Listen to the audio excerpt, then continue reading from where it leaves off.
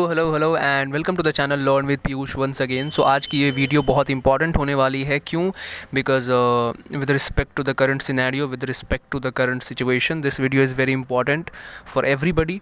चाहे वो third compartment का हो, चाहे वो इम्प्रूवमेंट का हो, चाहे वो किसी भी प्राइवेट कैंडिडेट अगर है वो किसी भी कैटेगरी से, तो उसके लिए इम्पॉर्टेंट है। क्योंकि अभी का जो सिनेरियो हमारे आसपास हम देख रहे हैं न्यूज़ के थ्रू, जिस भी चीज़ के through, so that thing is not in the favor of us, like favor of students। कैसे? क्योंकि ओमिक्रॉन के केसेस बढ़ रहे हैं। अभी तक एडमिट कार्ड की इन्फॉर्मेशन नहीं आई है, अभी तक कोई डेट शीट नहीं आया है टर्म 2 का, जिसमें कि प्राइवेट कैंडिडेट के पेपर होने वाले थे। सब कुछ डिले हो रहा है। तो इससे अभी क्या है कि एक वो नेचुरल है। I agree, I can understand कि ये एक नेचुरल फीलिंग है कि सबके दिमाग में कहीं ना कहीं एक चीज़ आती है, दैट इज़ कॉल्ड प्रोक्रेस्टिनेशन, की चीज़ों को टाल देते हैं। यार एग्ज़ाम तो पोस्टपोन होगा ही, तब की तब देखेंगे। ठीक है, तो आज बेसिकली मैं इसी के ऊपर वीडियो बनाने वाला हूँ। तो make sure to watch it till the end because this is very important. ठीक है, तो सबसे पहला जो क्वेश्चन है वो है कि क्या सच में एग्ज़ाम्स कैंसिल होंगे? प्राइवेट कैंडिडेट की बात कर रहा हूँ, प्राइवेट एग्ज़ाम की बात कर रहा हूँ कि क्या सच में एग्ज़ाम कैंसिल होंगे? एग्ज़ाम कैंसिल नहीं होंगे।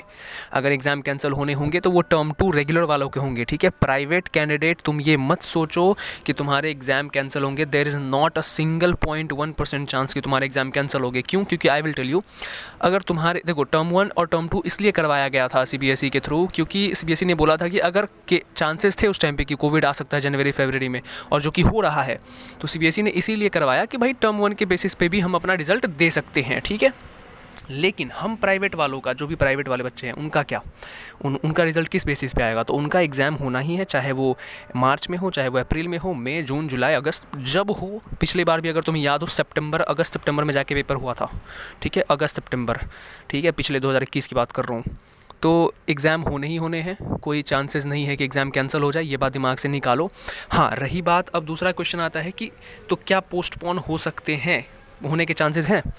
हाँ, ये प्रोबेबिलिटी है कि एग्ज़ाम पोस्टपोन हो सकता है, आगे बढ़ सकता है। बट मैं तुम्हें कहूँगा कि तुम्हें इन सब चीज़ों के चक्कर में नहीं पड़ना चाहिए। पोस्टपोन इसीलिए क्योंकि अगर ओमिक्रॉन के केसेस बढ़ते हैं तो एग्ज़ाम पोस्टपोन होने के अलावा कोई चांस है नहीं। क्यों? क्योंकि अभी वैक्सीनेशन स्टूडेंट्स का नहीं हुआ है 15 से 18 के बीच में, अभी हो ही रहा है, या फिर ये कह लो कि उस टाइम तक उतना नहीं हुआ रहेगा। ठीक है, 100% तो वैक्सीनेशन नहीं होगी, और जिसकी वजह से एग्ज़ाम करवाना मार्च अप्रैल में will be a tough call. ठीक है, अगर ओमिक्रॉन के केसेस बढ़ते हैं तो this is only a probability. ठीक है, तो अब एक क्वेश्चन आती है कि हमें क्या करना चाहिए अभी के हिसाब से। ठीक है, अभी के हिसाब से हमें क्या करना चाहिए?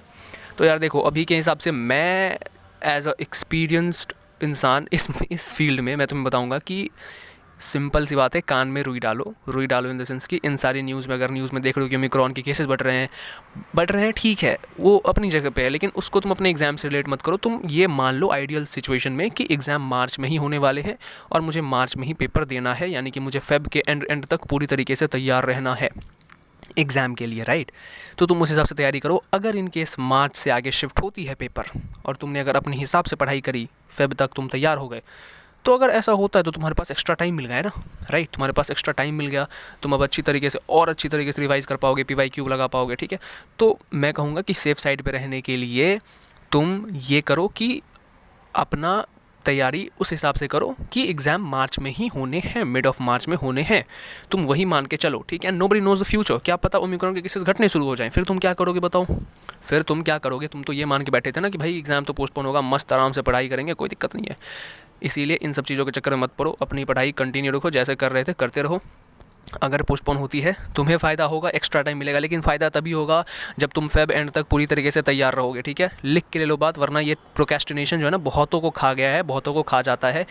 प्रोक्रेस्टिनेशन मीन्स चीज़ों को आगे टालने की आदत। ठीक है, बुरी आदत है ये, तो इससे ऊपर निकलो और बस तब तक के लिए पढ़ाई करते रहो, अपना ख्याल रखो, अपने घर वालों का ख्याल रखो। ठीक है, तब तक के लिए पढ़ाई करते रहें। All the very best.